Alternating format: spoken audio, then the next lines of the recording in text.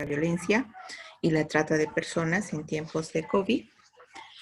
En esta oportunidad vamos a contar con el apoyo de nuestras tres panelistas, la licenciada Marta Rivera Morán, la doctora Beatriz Medina Domínguez y la doctora Claudia Benavides Salmón.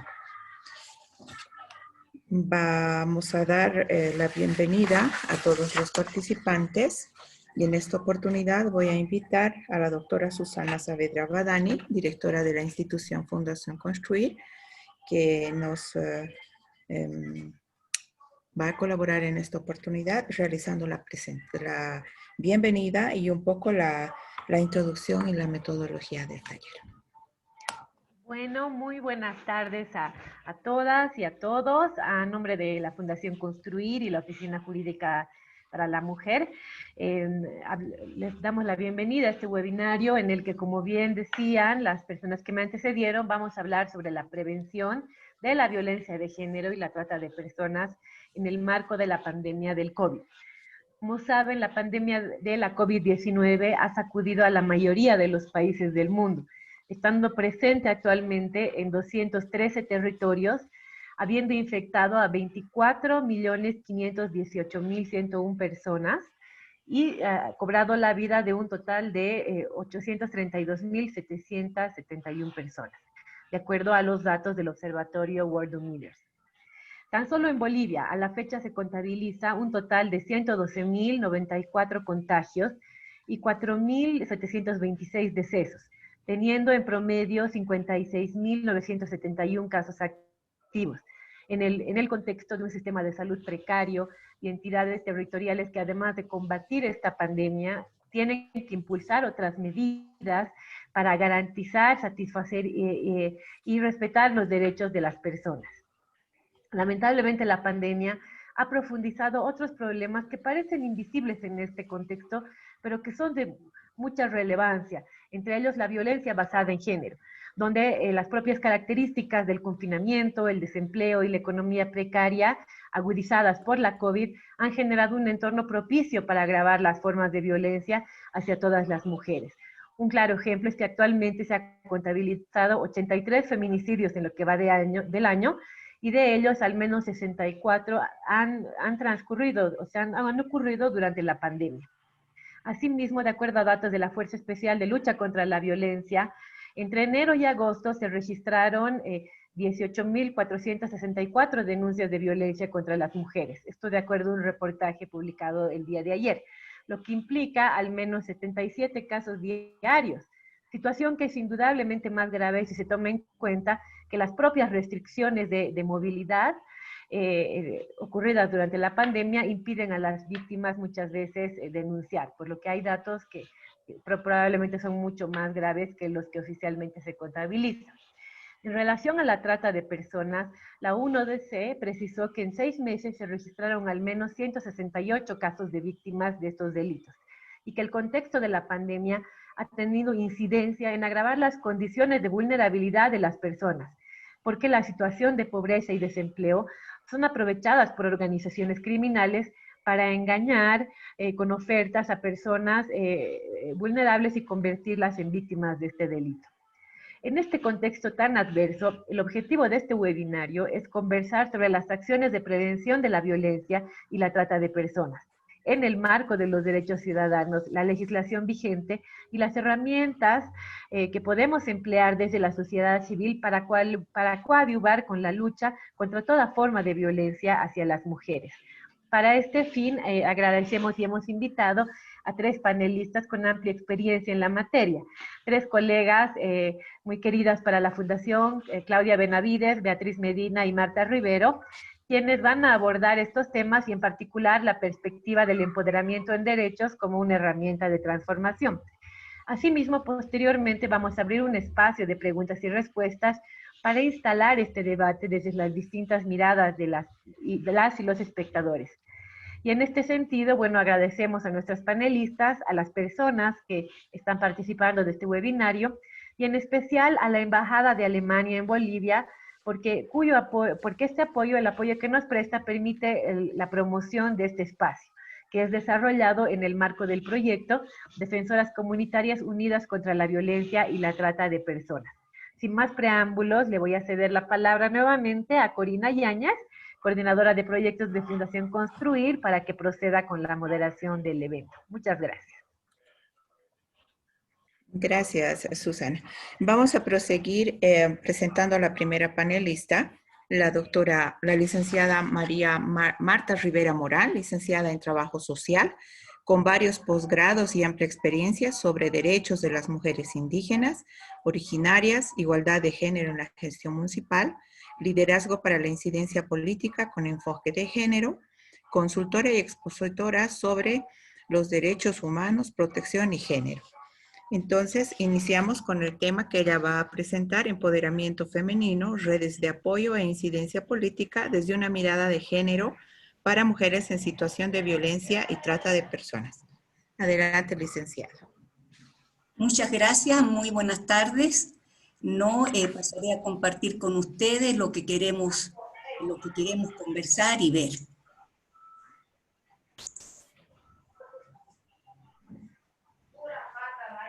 Ahora está esto. El tema, como ya lo decía Corina, es el empoderamiento femenino, el apoyo, la incidencia política, todo esto, la situación de violencia de las mujeres desde una mirada de género. Para poder trabajar todo esto tenemos que centrarnos a algo y conocer perfectamente bien cuáles son las raíces. Uno de ellos es toda relación social tiene en su centro el poder. ¿Y qué es el poder? El control y el dominio. Ahí está centrado en todas las relaciones sociales, Y también, por supuesto, las relaciones de género. ¿Qué estamos entendiendo por género? Son las características, valores, comportamientos, actividades que la sociedad asigna a hombres y a mujeres. Asigna roles y estereotipos. A los hombres en los roles y estereotipos lo ubica en el ámbito público, a la mujer en el ámbito privado. El hombre le da también algunas, le asigna características y también acciones que tiene que hacer. El hombre está en una oficina, está en un taller mecánico, está fuera del hogar, Está fuera del hogar haciendo sus tareas, y las mujeres le dan más bien le asigna el ámbito privado, que es la casa, la elaboración del alimento, el de ser mamá, el de cuidar a otros, el de hacer la cola para comprar el gas, el traer la leña, etc.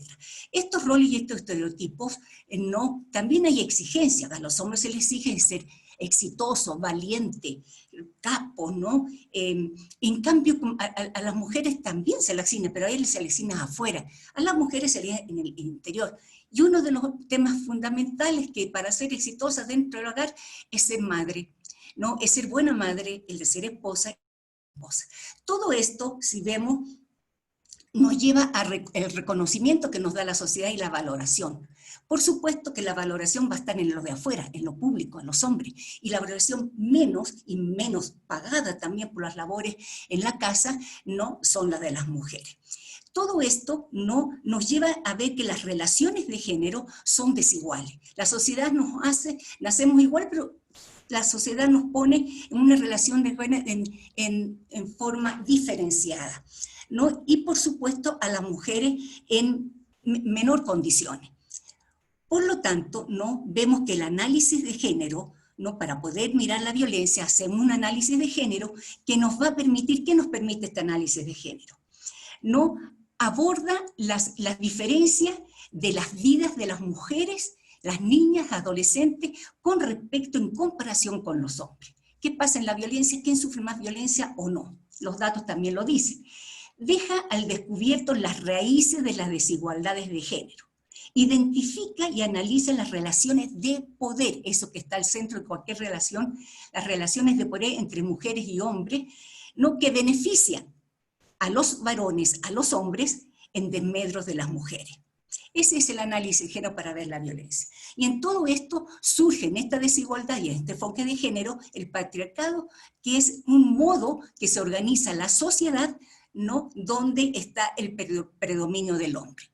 Todo esto, y el poder aquí, y el poder que le asignan a los hombres en desmedro a las mujeres, como se hace un análisis de género, se produce en la violencia contra las mujeres, que es la expresión más clara del ejercicio del poder. Por lo tanto, la violencia hacia la mujer no podemos decir que es todo acto basado en el género, en su género, el de ser mujer. ¿No? Esto puede tener repercusiones y daños físicos, psicológicos, sexuales, ¿no? Y también, ¿no? Uno que es muy fuerte también, es que les priven la libertad del poder manejarse ellas y el manejo de su cuerpo. Tanto esto se puede producir en el ámbito público como en el privado. Y pasamos a otra violencia que es muy dura, extrema, que es la trata de personas. La captación, el traslado, la acogida, la recepción de personas, ¿no? Y esto se recurre a la amenaza, ¿no? Se recurre al engaño, al abuso del poder ante personas, ¿no? Que se vuelven víctimas, ¿no? Que están en situación de vulnerabilidad, ¿no? Viven en hogares pobres, estamos atravesando una crisis también económica, como lo mencionaba la directora de Construir, ¿no? ¿Cómo se llama? Está desengaño, no pueden cumplir sus sueños y viene alguien y le ofrece viajes, estudio, todo lindo. ¿No? Para poder ir resumiendo y cerrando esta partecita, podemos ver la pirámide de la violencia de género contra las mujeres. Esta pirámide nos muestra que hay un cimiento que es la sociedad patriarcal, ¿no? Que ya la hemos conversado. Pero también hay no poderes y formas de violencia, ¿no? Invisible, ¿no? Que están todas por abajo. También hay formas explícitas, ¿no? Y visibles. Las invisibles estaría todo lo que es el humor sexista, ¿no? La invisibilización que hace la visibilización de un ejercicio de poder muy fuerte, ¿no? El lenguaje sexista, la anulación, las mujeres no pasa nada, no sirven para afrontar una crisis del coronavirus, ¿no? La publicidad sexista, los micromachismos, también el desprecio, la humillación, la desvalorización, el chantaje emocional, ignorarla, culpabilizarla, ¿no? Culpa incluso de que es porque ha sufrido violencia, ¿no? Pero también hay formas visibles de poder y formas visibles también de la violencia explícita, ¿no? Ahí está la amenaza, el gritar, el insultar, ¿no? La violación, el abuso sexual, la agresión física. Y todo esto nos lleva al asesinato, que es el feminicidio a las mujeres, que como ya lo decían también, ¿no? Es muy alto en esta época de pandemia. Entonces, podemos concluir de que la causa de la violencia contra la mujer no es el alcoholismo, los celos, las dificultades económicas, etc. Esos son factores precipitantes, pero la raíz misma de la causa de la violencia contra la mujer son las relaciones desiguales de poder. La sociedad asigna al poder al hombre, quien controla e impone a la mujer. Estos efectos no están en la mujer, se dan todo, pero fundamentalmente en lo personal, que irradia a todos los demás, lo social, el trabajo, la familia, la salud. Está mal, tiene una baja autoestima, tiene miedo, ansiedad, por supuesto que pone en riesgo la atención en el trabajo y pueden despedirla. ¿No? En la salud, los abortos por causas de violencia, ¿no? Puede perder parte de su cuerpo, ¿no? En la familia también no logra ella poder trabajar a eso, además, que la asignan y por las cuales si no cumple, le ejercen violencia. Y en lo social, realmente tiene tanto temor, tiene tanta inseguridad que no puede opinar en reuniones fuera de la comunidad. El efecto de la trata, ¿no? Es la angustia, la depresión, ¿no? Intentos de suicidio, ¿no?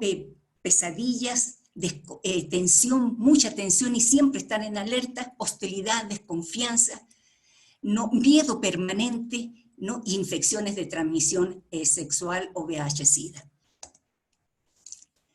Todo esto, como hemos dicho, está no construido socialmente. Por lo tanto, nosotros podemos también transformarlo, cambiarlo, ¿no? Y para esto, como estrategia, pero también es una estrategia para la prevención de la violencia en razón de género contra las mujeres, es el empoderamiento de la mujer. Se recomienda que todo esto empiece desde muy chiquita, ¿no? Es por eso que tenemos que hacer incidencia, ¿no? En la educación, en el sistema educativo. Pero bueno, veamos qué es el empoderamiento femenino.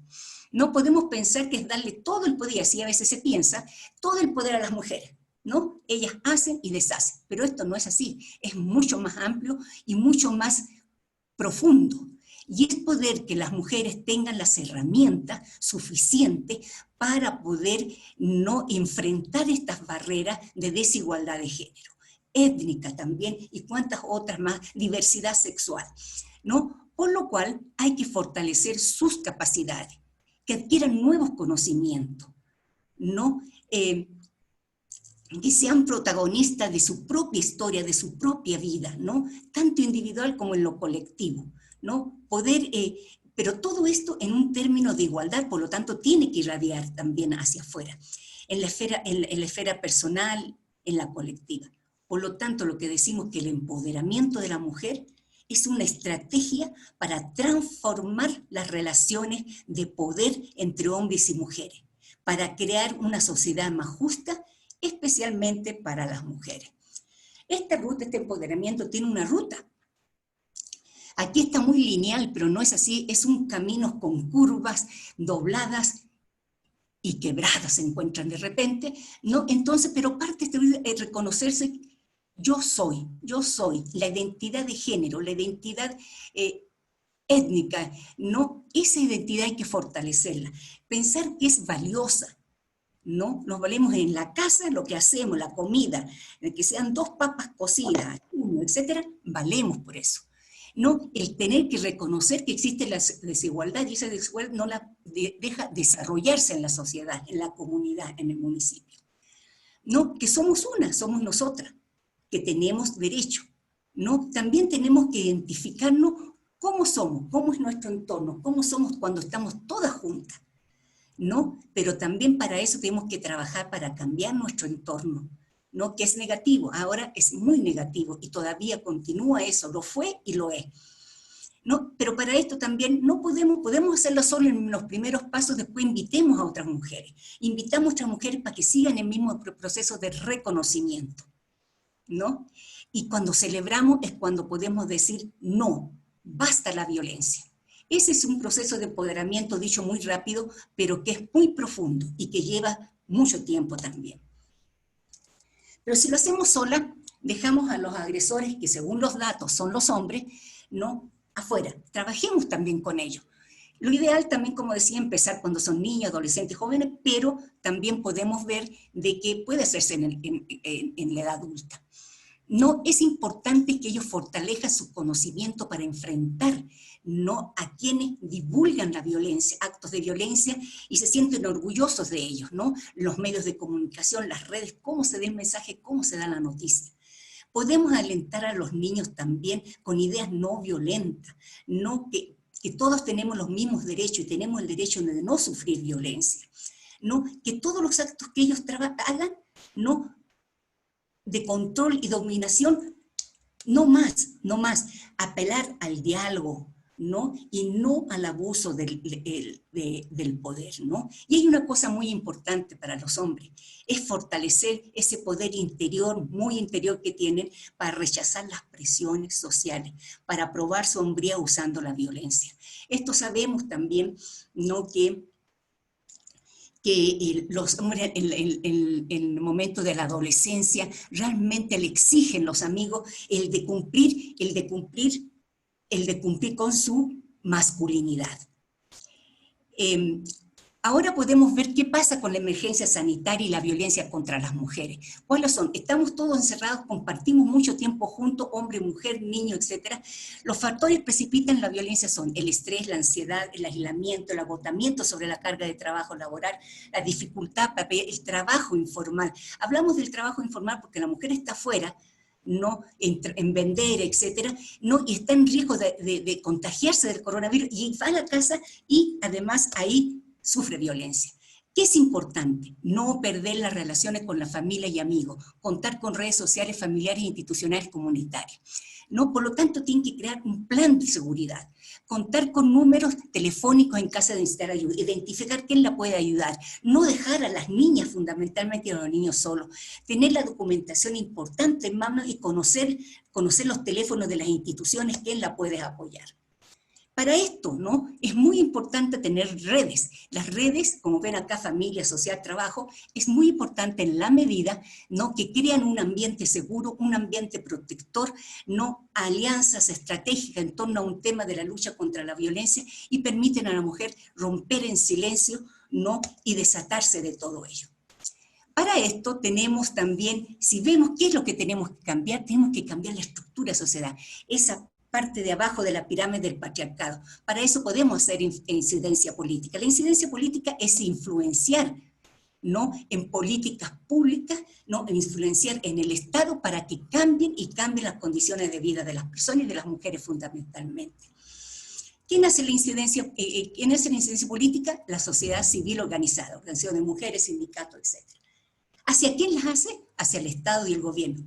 ¿Para qué las hace y cuándo las hace? Las hace cuando no hay leyes que fundamenten, que las respalden, que las protejan, ¿no? O cuando hay leyes que son realmente leyes que dejan huecos vacíos y no se implementan en la realidad del municipio, en el nivel nacional, y realmente beneficia a las mujeres. Pero para esto hay que seguir pasos. El paso 1 es un análisis de contexto.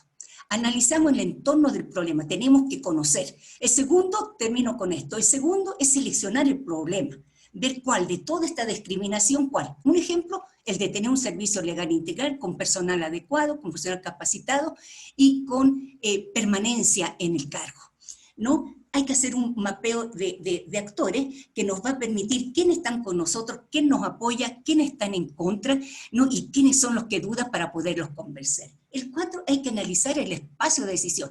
¿Quiénes están? El alcalde puede ser nuestro aliado, pero a lo mejor el que trabaja en la finanza no, porque dice, es más plata tener un servicio legal y tener gente, ¿no? El paso 5 es la autoanálisis.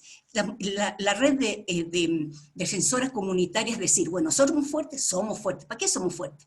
Para convocar, pero tenemos otras debilidades. Aunamos esfuerzos, convenzamos gente, negociemos y hagamos alianza.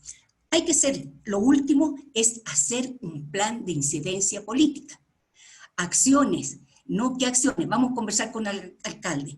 Está dirigida al alcalde. ¿Quién es responsable? La red de defensoras comunitarias. ¿En qué fecha? X. Los resultados es que nos diga que sí, que están las posibilidades, que va a plantearlo, ¿no?, eso en el POA o en una ley municipal.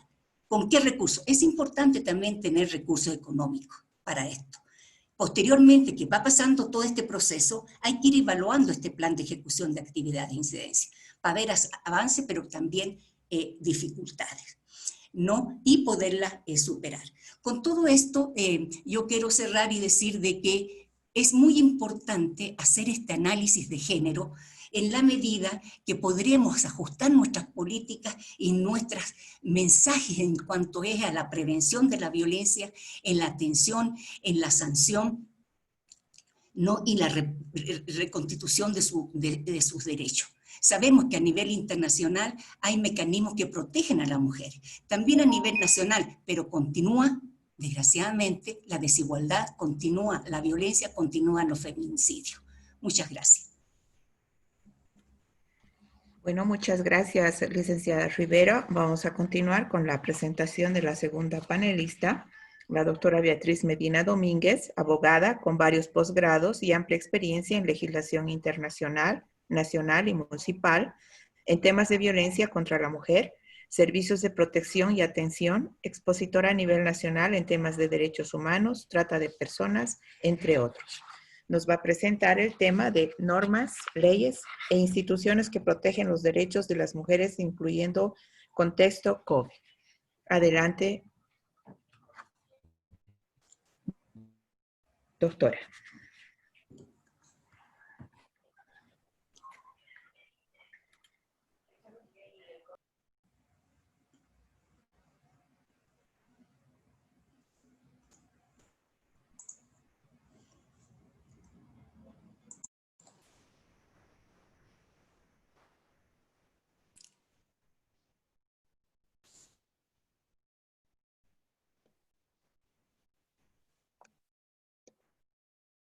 Buenas tardes, ¿me pueden escuchar?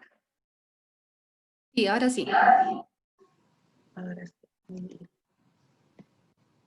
Bien, Pero no te veo. continuando. Sí, perdón. No la vemos. Esperen un minutito.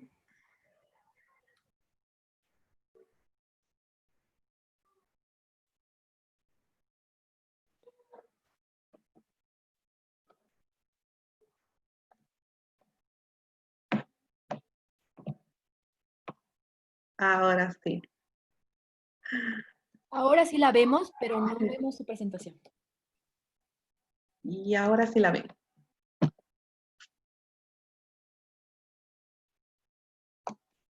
Ahora sí, doctora, adelante, puede proceder. Muchísimas gracias. Muy buenas tardes a todas y a todos. La parte que voy a exponer el día de hoy son el tema de normas, leyes e instituciones que protegen los derechos de las mujeres, incluyendo el contexto COVID-19, ¿no? Que es un contexto bastante delicado para todos los países del mundo y sobre todo también para el de nosotros como Bolivia. ¿Qué es lo que vamos a ver el día de hoy? Vamos a tocar lo que son las leyes, las normas internacionales y nacionales que son de protección de la violencia y de la trata de personas, un poco el tema de los flujogramas, la justicia plural y sus diferentes jurisdicciones, las instituciones del Estado que tienen mandato para proteger justamente a las mujeres que son víctimas de violencia y a las mujeres que son víctimas de trata de personas, y el aporte de las defensoras comunitarias. Vamos a empezar con las normativas de protección internacional y nacional. Como ustedes pueden ver en los gráficos, una mujer es víctima de violencia y la otra mujer es víctima de trata, ¿no? Ambas son violencias totalmente condenables y en Bolivia tienen normas específicas para sancionarlas.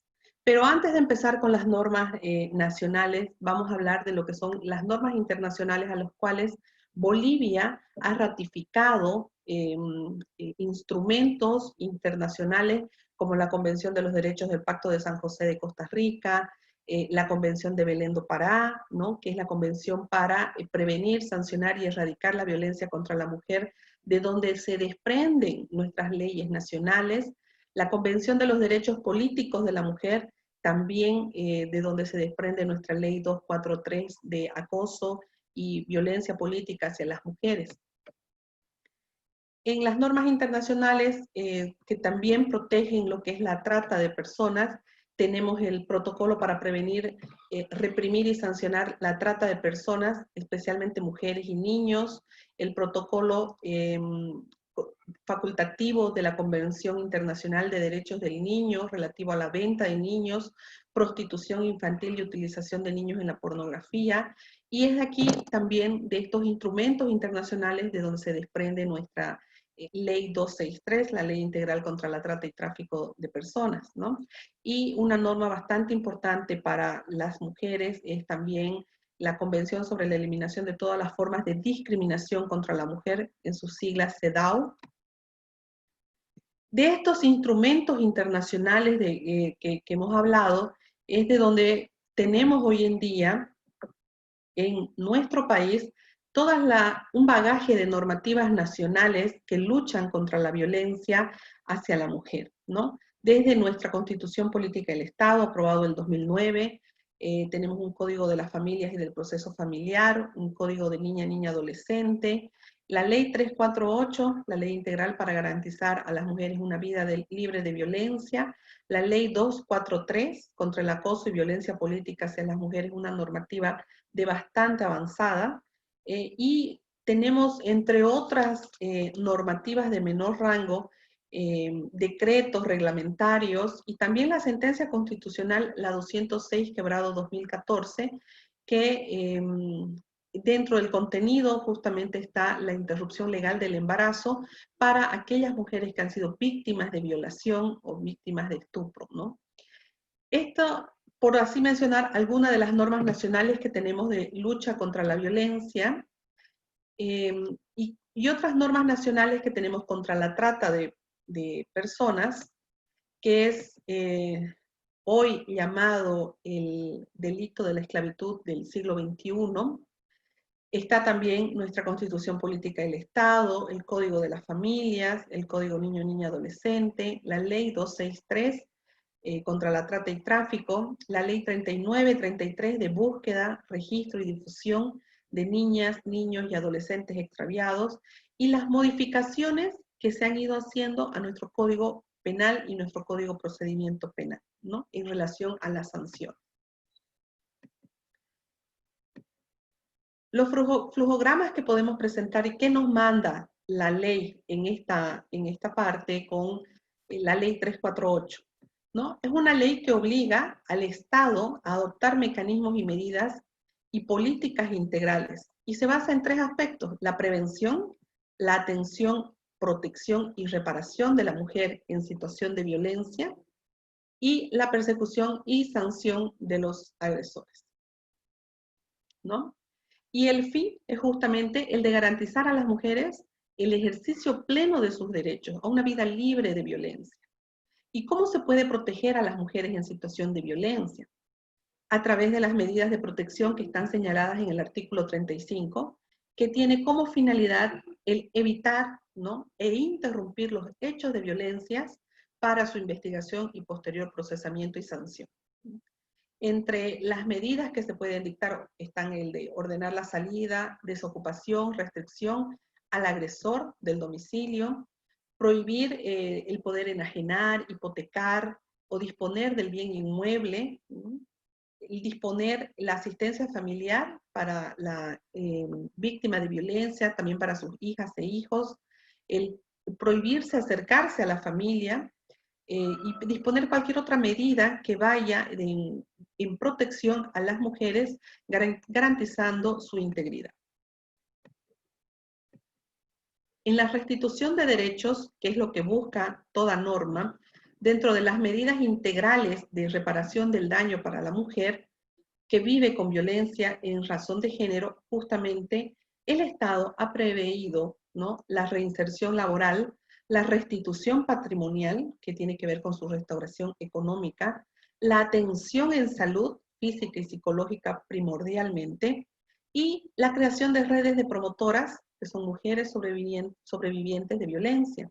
Y es aquí donde es la última parte en la que voy a hablar para que nos podamos centrar, esta creación de redes de promotoras, ¿no? El flujograma de la ley 263, que es la ley integral contra la trata y tráfico, tiene como objeto el combatir la trata, garantizando los derechos fundamentales de la víctima y a través de la consolidación de las medidas y mecanismos de prevención, protección, atención, persecución y sanción, ¿no? Esta ley también crea el Consejo Plurinacional contra la Trata y Tráfico, crea los consejos departamentales contra la trata, la Dirección General contra la Trata y la División de Trata y Tráfico de Personas dependiente de la Fuerza Especial de Lucha contra el Crimen. Ahora, ¿cómo se puede luchar contra la trata? A través de los mecanismos de prevención, protección, la persecución y la cooperación internacional. La prevención en el ámbito educativo, en el ámbito comunicacional, laboral y de seguridad ciudadana. En el ámbito educativo a través de los aspectos formales e informales. Cuando hablamos de los aspectos formales estamos hablando del sistema educativo primario, secundario, universidades públicas, privadas, etc.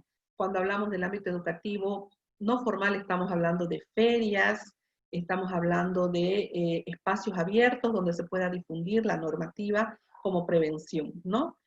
Comunicacional, a través de los medios televisivos, a través de los medios escritos, laboral, a través de la reinserción laboral de la mujer o de la persona víctima de trata, y la seguridad ciudadana, que engloba absolutamente todo, ¿no? Desde el cuidado de nuestras fronteras hasta la seguridad e integridad de las personas. En el ámbito de la protección, la atención y la reintegración, buscando siempre prevenir la revictimización, y incluso se puede proteger hasta la identidad de la víctima y la de su familia. En la persecución y sanción, sancionando obviamente que este es un nuevo delito que crea la ley 263, la omisión de denuncia. Y aquí hay que prestar bastante atención las y los servidores públicos, porque la ley 263 nos manda a denunciar todo hecho que se conozca en relación algún delito de trata de personas. Su omisión acarrea responsabilidad ya no solo administrativa, sino penal. Y crea los nuevos tipos penales, como por ejemplo la violencia sexual comercial, ¿no?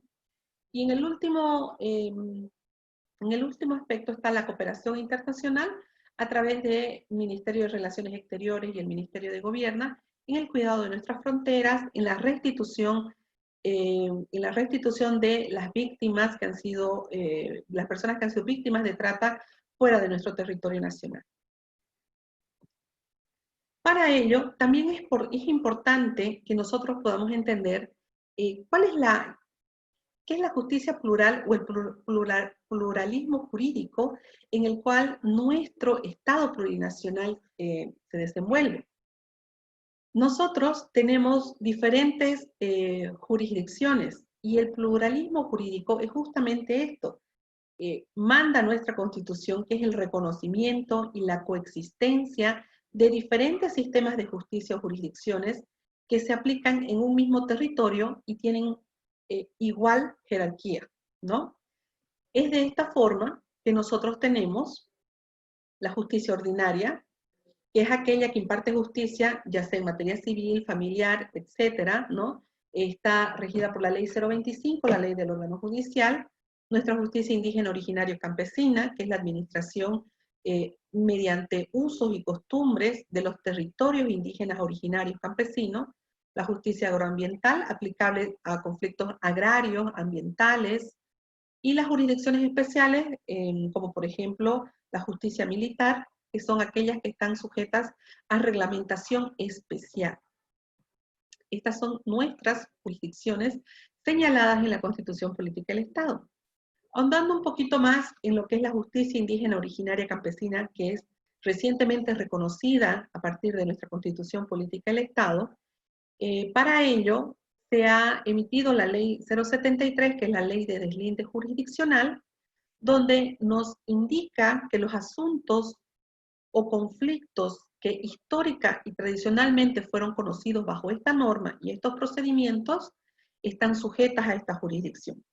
Sin embargo, es necesario aclarar que hay materias que no pueden ser conocidas ni tratadas dentro de esta jurisdicción, ya que afectan también otros derechos, como por ejemplo el asesinato, la trata de personas, que es lo que estamos viendo el día de hoy, la violencia contra la mujer, violación, delitos contra la integridad corporal de niñas, niños y adolescentes, ¿no?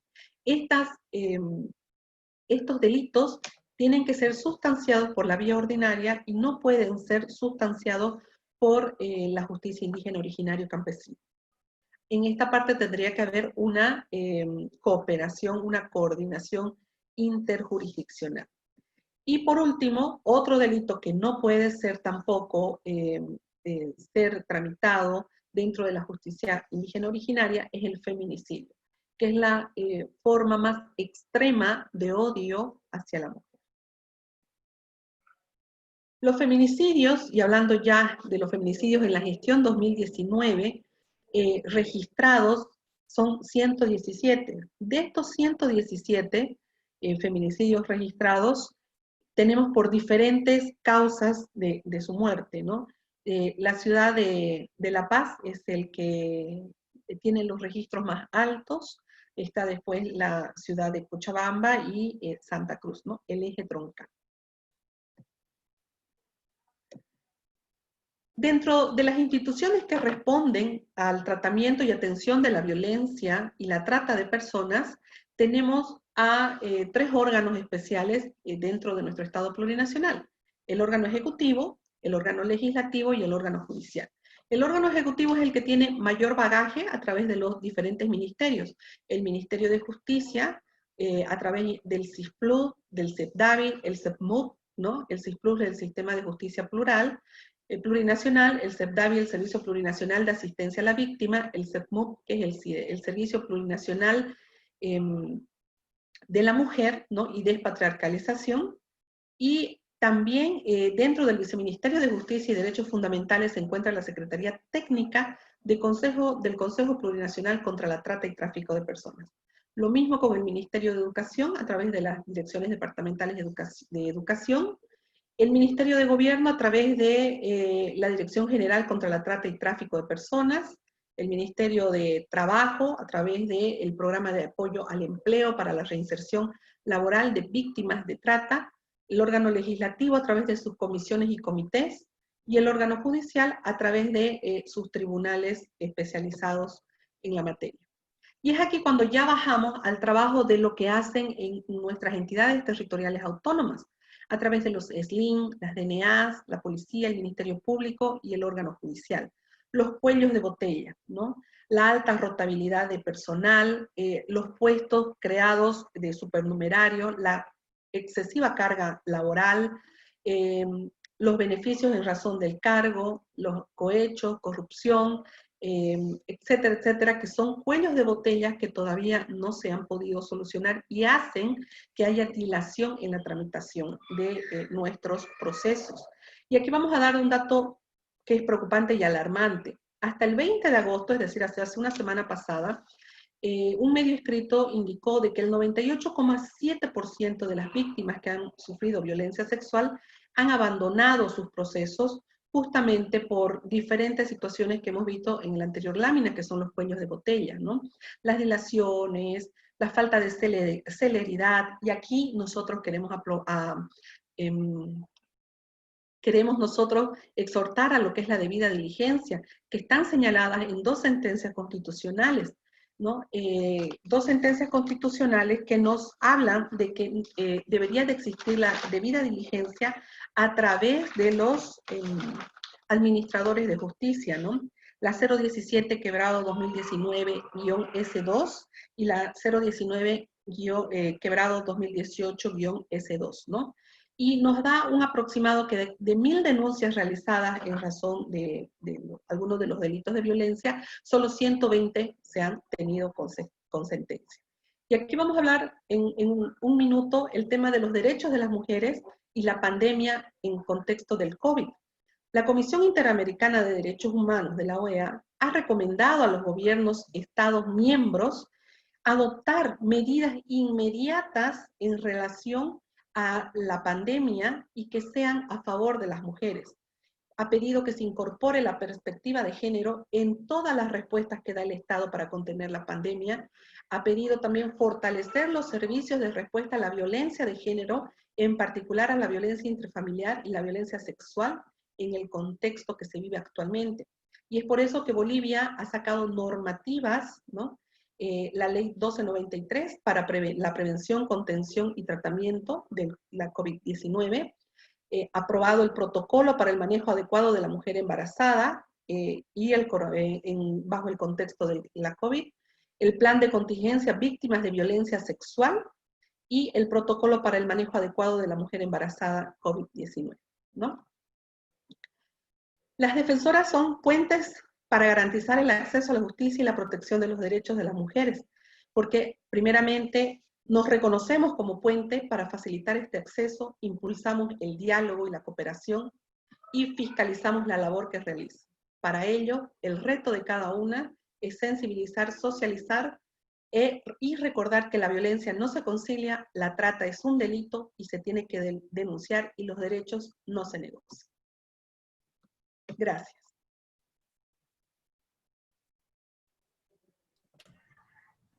Bueno, Gracias. prosiguiendo, muchas gracias, doctora. Vamos a proseguir con la tercera panelista, la doctora Claudia Benavides Salmón, abogada con varios posgrados, con amplia experiencia práctica en incidencia y en elaboración de políticas públicas y proyectos a favor de mujeres, jóvenes, niños, adolescentes a nivel municipal, departamental, nacional.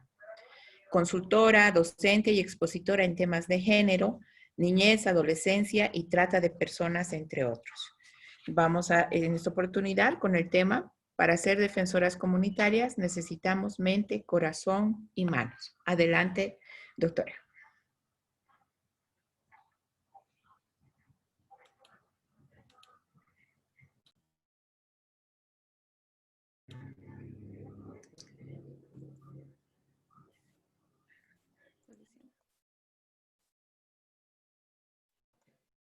Muy bien, ¿ven la presentación? Sí, la vemos. Sí, doctora. Muchas gracias. Quiero agradecer a Fundación Construir, a la Oficina Jurídica de la Mujer y a todas las compañeras y compañeros que nos están acompañando el día de hoy. Y bueno, pues es importante ir fortaleciendo un poquito lo que hemos ido tocando con mis otras compañeras, ¿no? Panelistas. Las defensoras comunitarias o promotoras comunitarias, como quieran ustedes también, ahí algunas están muy apropiadas como defensoras comunitarias. En lo que vamos a ver hoy es que estas defensoras comunitarias necesitan tener cabeza. Entonces la cabeza, ¿no?, nos agarra y dice, aquí están nuestros conocimientos. Y estos conocimientos no siempre tienen que ser técnicos, sino a veces en mucha lógica, en lo que nosotros escuchamos, en lo que aprendemos. Ellas se autonominan influencers y son agentes de cambio para la lucha contra la violencia de género y la trata de personas. Y de esa manera buscan cómo ayudar a las mujeres. Y son unas poderosas aliadas de las ONGs, de las diferentes servicios legales integrales, de las defensorías de niñez y adolescencia. Así que, ¿quiénes pueden ser estas defensoras comunitarias o promotoras comunitarias? Todas las mujeres, ya sean indígenas, del área urbana, rural, campesinas, originarias, afro. Y ¿qué es lo que mayormente se va a ir coordinando y se va a ir viendo de ellas? Es que tengan empatía. Obviamente tienen que tener empatía hacia a la otra persona, tener el espíritu de voluntariado, disponibilidad de tiempo. Es increíble cómo ellas abren sus espacios, cómo coordinan y aunque sacan tiempo de donde no tienen.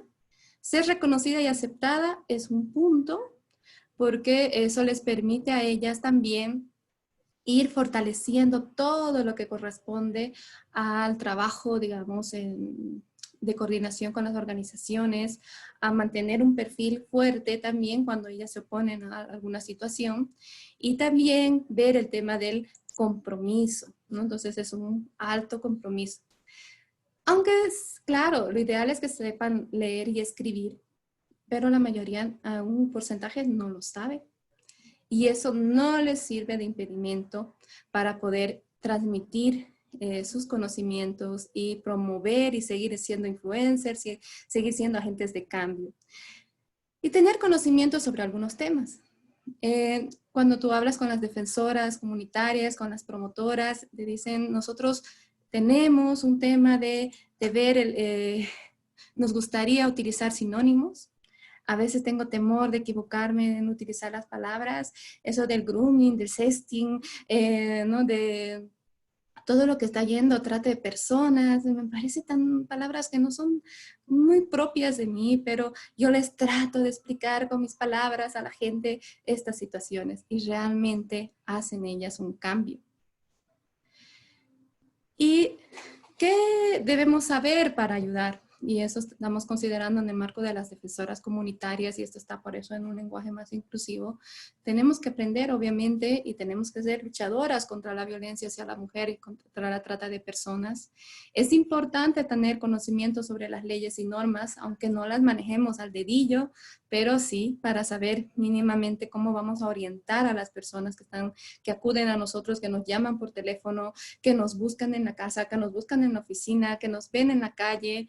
Y para eso, obviamente, tenemos que saber qué instituciones tenemos para luchar contra la violencia de la mujer, contra la trata de personas. Ya explicó también Martita que decía, ¿no? Tenemos esta red que es la personal, que es la familiar, que es la social, que es la institucional, donde están todas estas redes que son parte de protección de las mujeres, los niños y niñas adolescentes.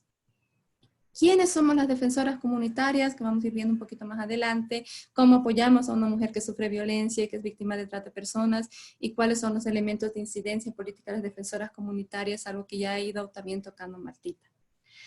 ¿Cómo podemos ayudar a estas mujeres en situación de violencia? Claro, les damos una prevención con un poco de información, sensibilización, y capacitación. Entonces son ellas las personas que van dando en su idioma, van llegando paso a paso, van haciendo un esfuerzo increíble, no tienen horario, están siempre a la vista, porque a veces muchas de ellas han sufrido, han pasado por estos episodios de violencia y saben que brindar la ayuda en su momento es lo más importante. Entonces, claro, ellas identifican situaciones, a personas, casos de violencia, y obviamente de trata y tráfico, principalmente en violencias, en una contención y orientación, en trata de personas, directamente las llevan a la policía para que puedan agarrar y sentar la denuncia, les puedan brindar la orientación, porque saben que ellas también pueden ponerse en riesgo si no hacen el seguimiento, y además es mucho más delicado, y es diferente el tratamiento. Por eso hay un acompañamiento a esta persona para darle fuerza y seguir. Y hacen obviamente el seguimiento e incidencia. Y por eso a mí era increíble. Yo ya estoy desde el 2006, ¿sí? Desde el 2006, trabajando con mujeres, con promotoras, con defensoras, pero a mí me ha encantado escucharla hace unos días a una de las defensoras comunitarias que ha sido también formada por Fundación Construir, donde ella nos decía: hace 5 años yo me hubiera suicidado y también me hubiera llevado a mis hijos más, ¿no? Entonces, porque estaba sufriendo mucho la violencia. Y un experto psicólogo también, español, que atiende, nos decía, es increíble que no se tome en cuenta el suicidio, solamente se tome en cuenta el femicidio y el feminicidio, y no el suicidio, como una de las situaciones de violencia hacia las mujeres, porque hay muchísimas mujeres que ya no aguantan más y se quitan la vida. Y esta defensora comunitaria decía cómo están últimamente, y más aún en este periodo de COVID, donde tienes que estar conviviendo con tu agresor día a día, entrando en una desesperación, en una angustia, y están acudiendo a las defensoras comunitarias pidiendo ayuda.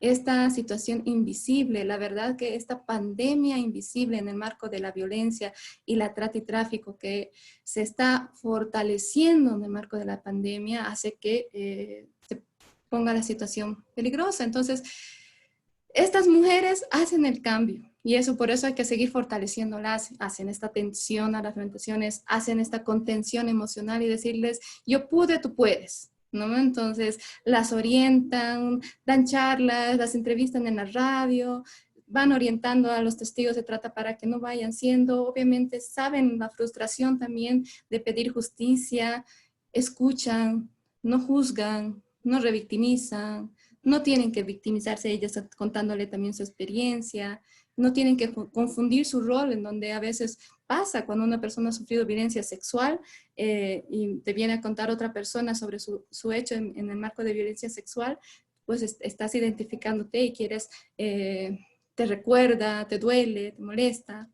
Entonces, por eso ellas mismas te dicen: nosotros influenciamos positivamente.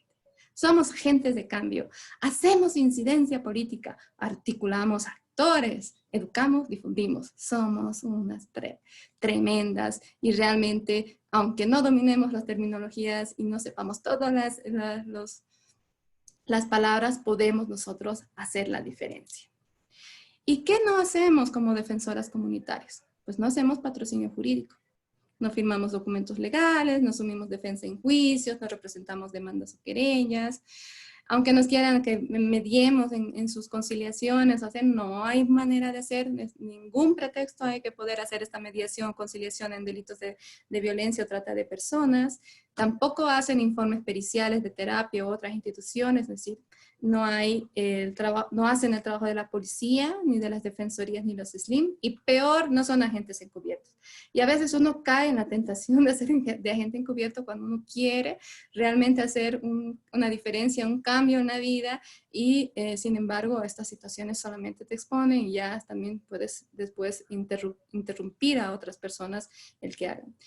¿Y qué papel cumplen estas defensoras comunitarias? Muchas son tremendas aliadas y son aliadas del gobierno autónomo municipal, de las ONGs, de las comunidades educativas, donde a veces las reclutan, de todas las juntas, FEJUVES, y que haya, digamos, en las cumbres que están también participando. Son una comunidad en su conjunto, están dentro de las autoridades indígenas, originarias y campesinas, son aliadas fuertes de la FELCB y FELCC, también coordinan fuerte con las autoridades judiciales y Ministerio Público, con el sector salud.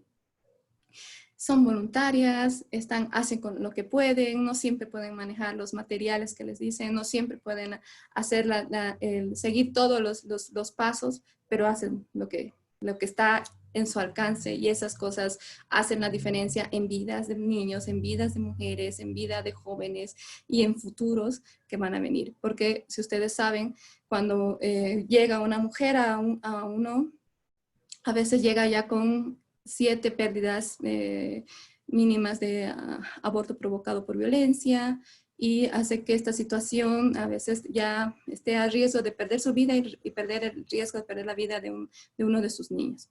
¿Y cómo traducir esta ayuda en intervención de políticas públicas? Ayer participaba también en un evento con varios alcaldes y representantes, y se indicaba cómo podemos ayudar, cómo podemos hacer, estamos en el marco de la pandemia, puedo gastar la plata del desayuno escolar, puedo gastar la plata de lo que está para hacer refacciones en unidad educativa en el tema del COVID, en el tema del cambio, y al final el experto de finanzas le dice, pero declaren, pues si declaran alerta, ¿no? Declaran alerta de pandemia en su municipio, declaran alerta de género en su municipio, entonces pueden pues mover todos los presupuestos y gastar. Así de fácil. Y cómo están haciendo también incidencia, a veces ahora estamos haciendo incidencia a través de las redes, a través de otros espacios. Y para eso hace que tengamos las políticas públicas de prevención. El Código Penal, en el marco del estupro, de la violencia sexual, la modificación a la ley 348, para que sea más integral, para que pueda complementar la ley 263, que todavía faltan un montón de nuevas figuras que han ido apareciendo en el marco de la pandemia, la ley 548 también, para ir adecuando los diferentes tipos de municipios que hay, y que no son todos medidos de la misma manera, y tienen que coordinar otras cosas. Los niños, adolescentes en otro taller me decían, realmente yo no sé para qué nos dicen que denunciemos, ¿sí? No hacen nada, no hacen nada ni los jueces, ni la policía, ni nada, si no hay justicia para nosotros. ¿Por qué no hacen televisión, radio, digamos televisión, un minuto? No queremos distraernos, no queremos confundirlo con el tema de que haya una situación de, digamos, una propaganda. Entonces, un minuto, que nos digan qué es esto, qué es de violencia, qué es esto, qué se trata, un solo minuto. Igualmente en radios, en redes sociales, pero y WhatsApp nos pasen, pero la información fresca y que no dure más de un minuto. Y por lo tanto, estas modificaciones presupuestarias que les iba diciendo, el fortalecer a las defensoras y promotoras comunitarias a nivel nacional, es algo que se tiene que ir dando fuerte respuesta para ir haciendo también y fortalecer también el tema de la atención de los juzgados, de las personas que van a ir haciendo esta atención a nivel penal, psicológico, social. Lo que afecta siempre son las rotaciones del personal del gobierno municipal, de los gobiernos departamentales, de la policía, de la fiscalía. Entonces, desde que tengo memoria, desde el 2003 que ando yo pidiendo institucionalización de los cargos de las DNAs y SLIM. He conseguido en algunos municipios, pero a veces pasan en 5 o 10 años y obviamente las hacen de todo para hacerlas desistir de sus cargos. Entonces es una situación, pero a veces se logra el equilibrio, y todavía tengo compañeras que están institucionalizadas en algunos municipios. Me ha sorprendido que en este marco de la pandemia haya hogares transitorios que no están recibiendo a niños, adolescentes ni mujeres en el marco de contexto COVID si no tienen la prueba digamos, que se haya hecho de si tienen o no tienen COVID, si están positivas o no. Y mientras eso, ¿qué les puede pasar? Hasta eso las pueden matar, hasta eso las pueden perder, o si no, ya pierdes a esta persona para brindar ayuda. Es corto el tiempo, es una forma de expresar, la verdad es que el trabajo es de mujeres y hombres, de instituciones, así que está en nosotros realmente hacer el cambio. Las personas que están aquí realmente ya están haciendo un cambio. Las personas que después van a escuchar esta grabación van a hacer un cambio. Y es ahora, existiendo con esta reducción de presupuestos, es ahora que está presente bastante el municipio de Yacuiba por acá también. Es ahora que hagan pues presión también y logren también hacer un cambio trascendente en la vida de mujeres y hombres y que el presupuesto, además que se revierta, pueda realmente gastarse y utilizarse en este grupo y luchar contra la trata y violencia contra las mujeres. Muchas gracias.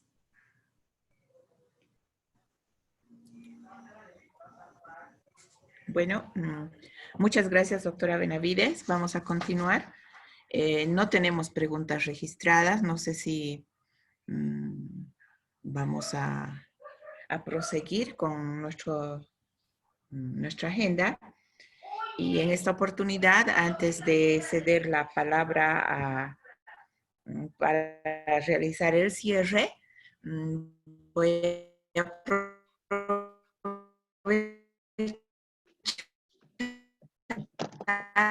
más bien el momento de invitar a ser parte e inscribirse para ser parte y trabajar con nosotros esto de conformar grupos de mujeres como defensoras comunitarias. Como ha dicho la doctora Benavides, tienen una tarea, un rol muy importante para poder trabajar, coadyuvar a las defensorías, a los streams, a estas instancias que tienen como responsabilidad el atender a estas posibles víctimas, preparar a un grupo de mujeres que ellas puedan tener el conocimiento sobre la temática, dotarles de herramientas e instrumentos para que ellas puedan ayudar a posibles víctimas y que ellas puedan también realizar el tema de incidencia. La experiencia que Fundación Construir tiene respecto a esto, a esta conformación de grupos, ha sido excelente. Tenemos una muy buena experiencia y quisiéramos hacer este trabajo a nivel departamental. Entonces, voy a invitarles a tomar contacto con mi persona. Mi número de teléfono es el 68487367. Y podríamos empezar a organizar estos grupos para realmente poner en práctica todo lo que hemos podido conversar dentro de este taller. Bueno, agradecerles mucho y vamos a continuar presentando, por favor, a la doctora Jinquilita. Hola, ¿Sí? por favor, más que una pregunta, es una observación y bien cortito, comentarles de que, bueno, estoy yo en el municipio de Yacuiba. El año pasado hemos tenido una experiencia muy gratificante de conformar más de 40 mujeres promotoras. Somos una asociación civil y bueno, teníamos este pequeño proyectito para conformarlo, pero la observación es muy importante, que a veces no hay para pasar la posta de la continuidad del trabajo y de toda esa energía y las ganas que tienen las promotoras capacitadas. Felizmente, y estoy totalmente de acuerdo con lo que decía la doctora, este trabajo es urgente sumar a los varones y hemos tenido una experiencia parecida a una institución de México donde hemos tenido 4 varones capacitados, varones con ganas de hacer también de promotores. Obviamente no vamos a entrar al detalle y de la necesidad y el por qué tendrían que ser mujeres, pero tener sumados a nuestro grupo ha sido para nosotros también una linda experiencia, aliados, pero continúa el peligro de que no tenemos la sostenibilidad en el tiempo. Entonces es un trabajo todavía que tenemos que realizar de incidencia, de sensibilización, y por qué no decirlo, a veces la monotonía del trabajo, y todas aquí presentes saben, de que hace que la sensibilidad decaiga. Entonces, era solo esa, compartir esta experiencia, y bueno, también dejar la posibilidad que si en algún momento puedan fortalecer esta parte de Bolivia sería una gran ayuda, no solamente por el tema de violencia, sino que al ser una frontera con tantos puntos ciegos de ingreso, somos mucho más vulnerables al tema de trata, ¿no? No las canso, no las perjudico, pero bueno, gracias por la oportunidad, porque cuando nos reunimos en este tipo de eventos sabemos que no estamos solas, sino todo lo contrario, somos muchas y tal vez uniendo, y además en estos momentos nos sirve hasta para terapia, para ver que estamos por buen camino, ¿no? Gracias. Gracias. Si me permites, tal vez, Corinita, Adelante. fue, y que mira, tanto Beatriz y Martita se van a acordar, digamos, tuvimos una charla con Slim de Punata y nos contaba de los defensores comunitarios varones, ¿no? Entonces, que ahí han habilitado. Aún son poquitos, ¿no? Pero el trabajo en masculinidades, el trabajo de coordinar, el trabajo de no solamente masculinidades dando con hombres, solo con hombres, sino también trabajando con mujeres, a la psicóloga le dibujaba una sonrisa porque veía la transformación, ¿no?, en el comportamiento. Y eso es donde nosotros estamos trabajando continuamente. Las mismas mujeres van haciendo una transformación en ellas mismas, los hombres en una transformación en ellos también, y esa transformación genera políticas públicas integrales. Así que felicidades también a Yacuiba por tener su red y estar ampliando. Sí hemos enfatizado el tema de las defensoras comunitarias un poco más en el marco de mujeres, en el marco de la presentación. No nos hemos dejado atrás a nuestros compañeros que están también ahí en la lucha y que pues son nuestros socios y aliados para realmente construir un mundo mejor. Gracias. Gracias, doctora Benavides. Continuando, quizá un poquito aportar una experiencia que hemos tenido en Villa Tunari. Inicialmente igual lanzamos un proyecto para capacitar a mujeres sobre defensoras comunitarias, pero en el camino ellas mismas han ido solicitando y demandando la incorporación de varones, y los varones fueron los secretarios de justicia de las diferentes comunidades indígenas. Entonces, en Villa Tunari realmente hemos terminado este proyecto teniendo más defensores comunitarios que defensoras comunitarias. Y era tan interesante este trabajo, tan enriquecedor, que realmente ha sido un éxito. Y es esto lo mismo que nos está pasando en Punata. Como han podido percibir las compañeras, se están incorporando varones jóvenes de la organización de jóvenes y también dirigentes de algunos distritos. Bueno, prosiguiendo, entonces ahora vamos a ver si todavía existen algunas personas que quieren hacer algunas preguntas. Vamos a abrir el micrófono para que puedan ustedes realizar las preguntas a las panelistas que ustedes consideren realizarles. Adelante.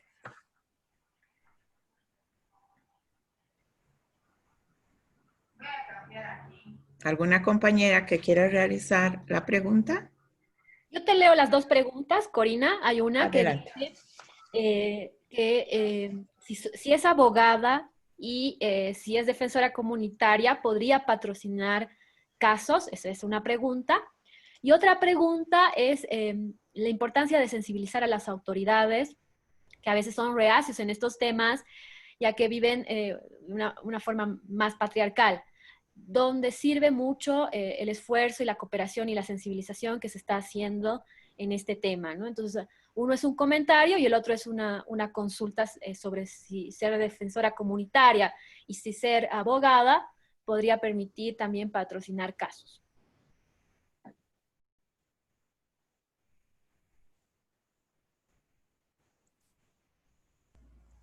Beatriz, ¿quieres contestar? Sí, ¿No? sí. Cuando hablamos de las autoridades que son reacias, obviamente, a poder coadyuvar en esta lucha contra la violencia y contra la trata de personas, una de la misión que tienen las promotoras comunitarias, en este caso promotoras defensoras comunitarias, es justamente el ser puente, ¿no? El ser puente y el de identificarnos. Primero, reconocernos de que sí, tenemos nuestros derechos y estamos exigiendo y protegiendo los derechos de otra mujer. Y ser ese puente ante esa autoridad que puede ser reacia, que puede ser machista, que puede tener toda una estructura patriarcal, pero he ahí el reto, ¿no? En la última lámina de mi presentación decía, ¿y cuál es el reto, el de ahora?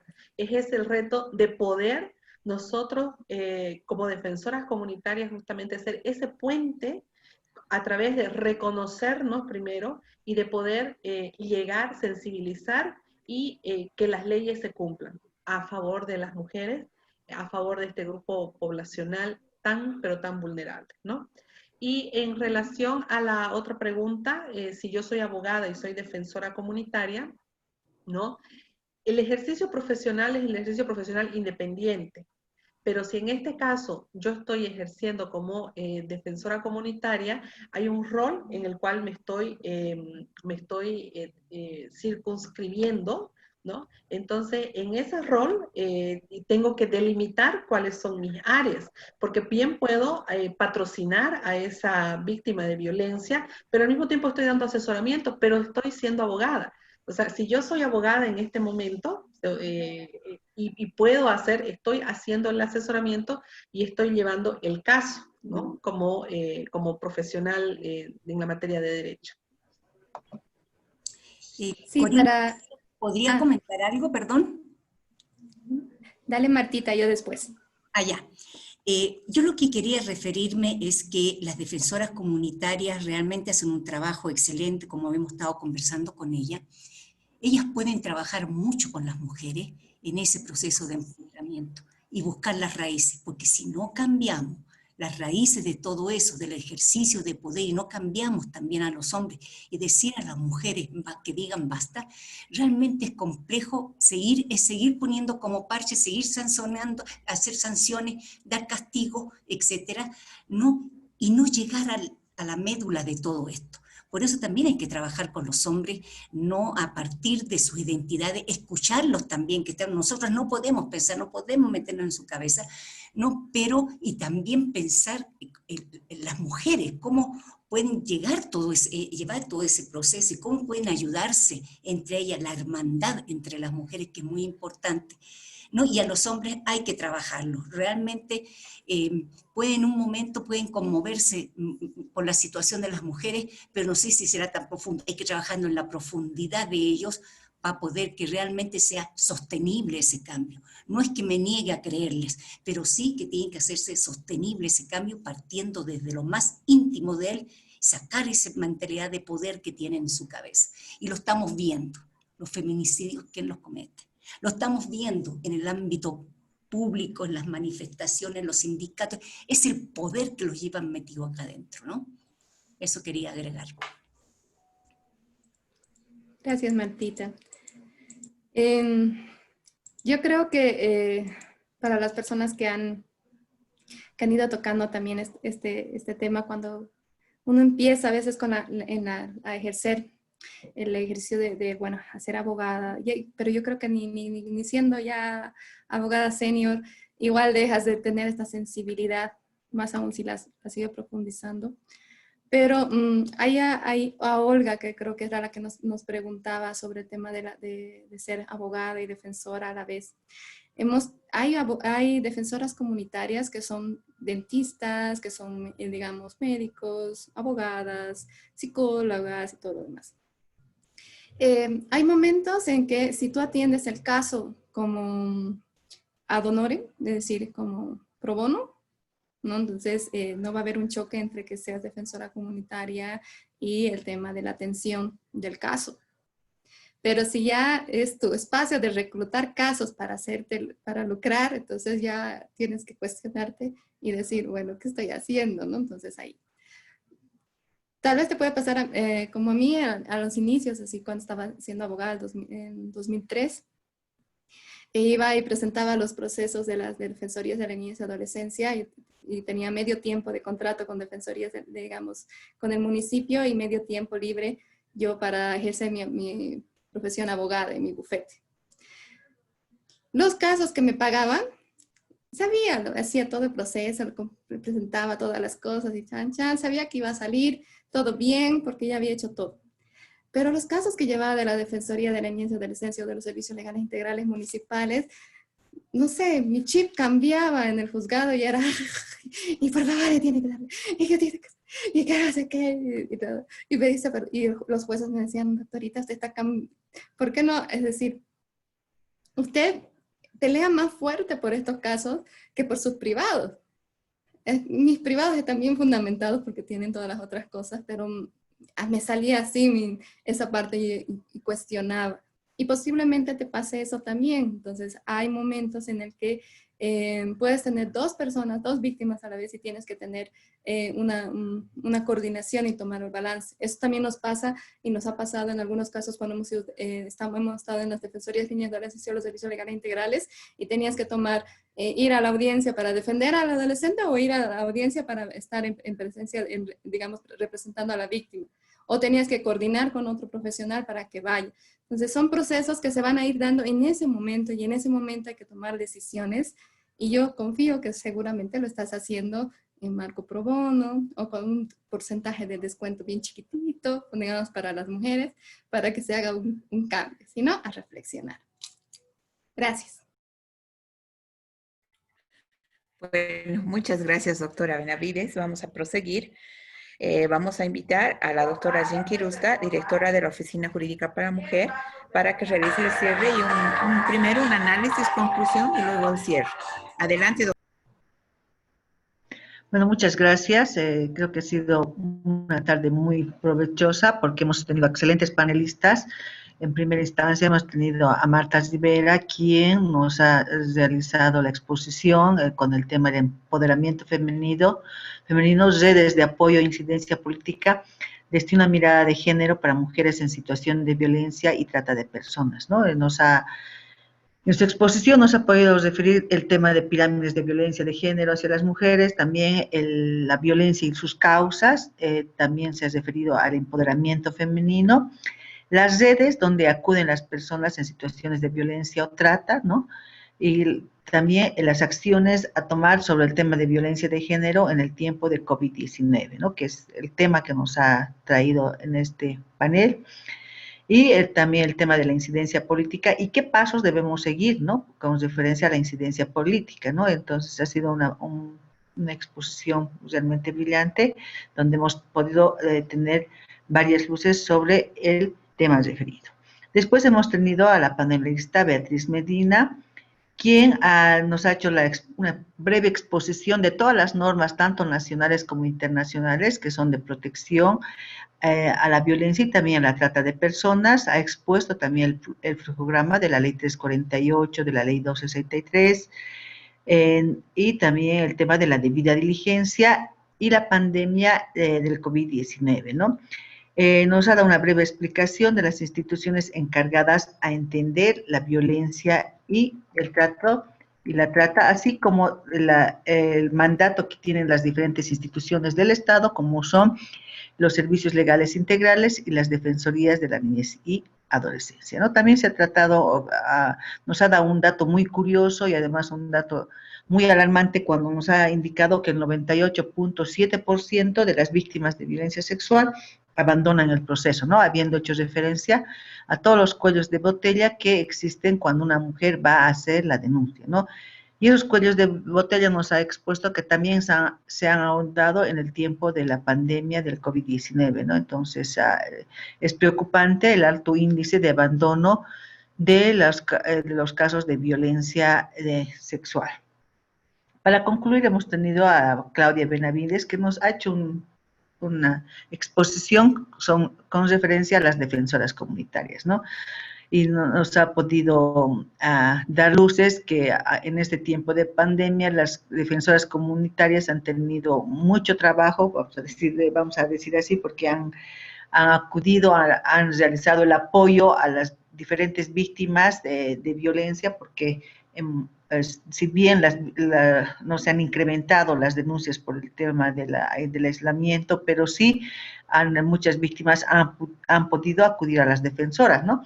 También nos ha expuesto cuáles deben ser los papeles que tienen que cumplir una defensora comunitaria, qué tienen que hacer y qué no tienen que hacer, ¿no? Entonces, es importante que las defensoras comunitarias también están previstas dentro de la Ley 348 y nos ha dado a conocer experiencias en diferentes comunidades que ella ha trabajado, experiencias de la Fundación Construir.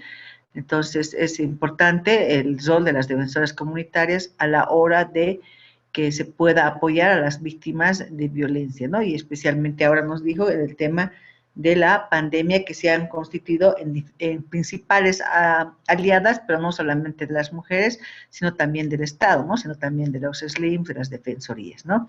Entonces ha sido una tarde con estas tres panelistas brillantes, donde hemos podido analizar temas profundos, temas que nos hacen cuestionar, ¿no? En el tema de violencia. Agradecer a todas las participantes, todos los que se han dado este tiempito en la tarde para poder cuestionarnos en el tema de la violencia, en el tiempo del COVID-19, ¿no? Fundación Construir, que siempre está tratando de incentivar este tipo de espacios, a todas las participantes y a las panelistas por su excelente exposición. Muchas gracias. Hasta otra oportunidad. Bueno, muchas gracias, doctora. No nos queda más que agradecer a nuestras panelistas, a la licenciada Rivero, doctora Medina, doctora Benavides. Muchas gracias por transmitirnos toda esta experiencia, este análisis que nos han permitido compartir, y agradecer a todos los participantes que han estado junto con nosotros en este momento, y a la Oficina Jurídica también por este trabajo que hemos realizado juntas. Muchísimas gracias.